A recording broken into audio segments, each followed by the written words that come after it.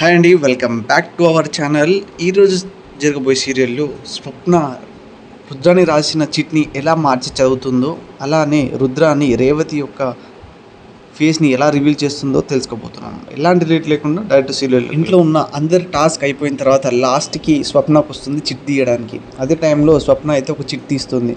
ఆ చిట్లో ఏముంటుందంటే మొగుడు అలిగితే భార్య బుజ్జగించాలని ఉంటుంది. అదే టైంలో స్వప్న చదివి అబ్బా ఇట్లాంటిది వచ్చింది ఏంటి, సరే నాదొక ఐడియా ఉంది, నేను దీన్ని మార్చి చదువుతాను, అప్పుడు వీళ్ళు ఏం చేస్తారో నేను కూడా చూస్తాను అని అంటూనే స్వప్న అయితే దాన్ని గట్టిగా భార్య అలిగితే భర్త బుజ్జగించాలి అని అనగానే రుద్రాని అవునా నేను అలాంటిది రాయనే లేదే, ఒకసారి ఇటు చూస్తాను అనగానే వద్దు నువ్వు మార్చి చదువుతావు నాకు తెలుసు, అమ్మామ నువ్వు ఒకసారి చదువు అని బామ్మకి ఇస్తుంది స్వప్న.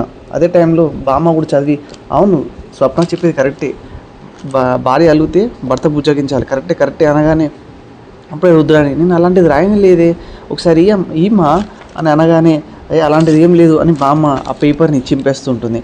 అదే టైంలో బామ్మ అయితే ఆ పేపర్ని చింపేస్తూ ఉంటుంది. ఇంకా అప్పుడే స్వప్న పైకి లేచి పద అని రాహుల్ని లేపుతూ ఉంటే అప్పుడే రాహుల్ అమ్మ అని రుద్రాన్ని అంటుంటాడు.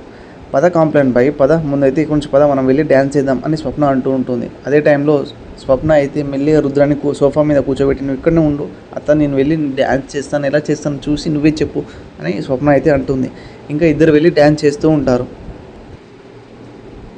తర్వాత రుద్రాని రేవతి వాళ్ళైతే ఇద్దరు డ్యాన్స్ చేస్తూ ఉంటారు. అదే టైంలో రుద్రాని మెల్లిగా డ్యాన్స్ చేస్తున్నట్టే చేస్తూ రేవతికి ఉన్న పరదాన్ని తీసేస్తుంటుంది. అదే టైంలో రేవతి అందరిని చూసి షాక్ అయిపోతూ ఉంటుంది. ఇంకా రుద్రాని కూడా షాక్ అయినట్టు నటించి ఇంకా మెల్లగా రేవతిని అంటుంది, అదేంటి రేవతి ఇలా వచ్చావు, ఇంత కర్మ ఏం పట్టింది నీకు, ఎందుకు ఇలా అందరినీ మోసం చేస్తున్నావు అని రేవతిని అంటూ ఉంటుంది. అదే టైంలో రాజు కూడా మధ్యలో వచ్చేసి ఎందుకమ్మా అక్క అందరున్నా కూడా ఎవరు లేనట్టు ఉండాలి, తన బాబుకి అసలు అంత ప్రేమ లేకుండా ఎందుకు ఉంచాలి, మనకే కదా అని అంటూ ఉంటే అదే టైంలో రుద్రాని కూడా అంటే ఇప్పుడు తన దొంగతనంగా ముసుగేసుకొని వస్తే మనం తనని ఇప్పుడు అలౌ చేయాలా, మనం మందించాలా అని అంటున్నప్పుడే అపర్ణదేవి అయితే ఒక బాంబు పేలుస్తూ ఉంటుంది.